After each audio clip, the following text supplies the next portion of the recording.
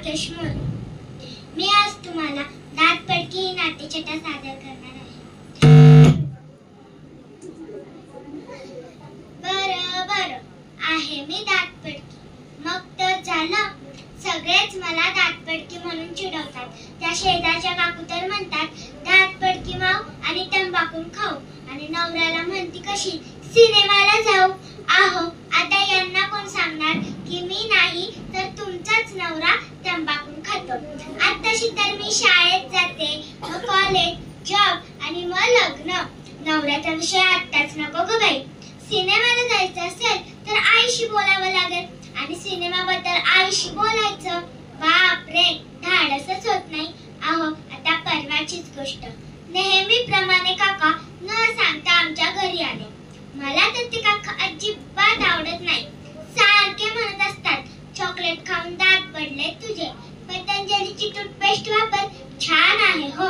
सारखं मला आपल्या त्या पतंजलीच्या टूथपेस्ट वरून भाषण देत असतात. त्या दिवशी काका आईला म्हणाले, अहो वहिनी, जरा मस्त कडक आयुर्वेदिक चहा बनवून द्या बरं. त्यावर माझी आई म्हणाली, अहो भाऊजी, घरातला आयुर्वेदिक चहाचा मसालाच संपला. मम्मी म्हणाले, पतंजलीची टूथपेस्ट टाक ना चहामध्ये. तसं तरी काका नेहमी म्हणत असतात त्यात जडीबुटी आयुर्वेदिक औषध आहेत. त्यावर आई मला डोळे वटारून म्हणते कशी, गप्प बस, मोठ्यांना असं बोलायचं नसतं. तेव्हा काकांचा चेहरा बघण्यासारखा होता, लाल. आता शाळेतलाच किस्सा. काय धमाल झाला. आमच्या संगीताच्या बाईंनी मला आणि माझ्या मैत्रिणींना समूह गाण्यासाठी बोलवले.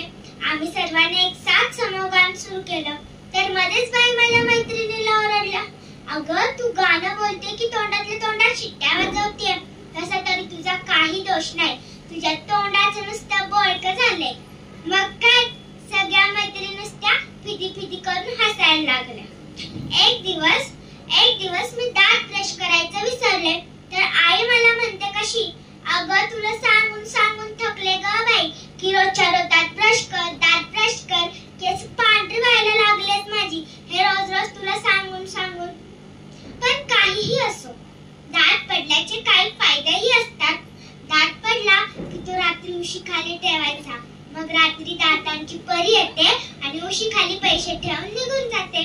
मग काय, सकाळी त्या पैशांचं चॉकलेट आणि पेस्ट्री आणायची, आणि आईला जर हे कळलं तर परत दातांवरून लांब सडक भाषण ऐकावं लागेल. मला माहिती आहे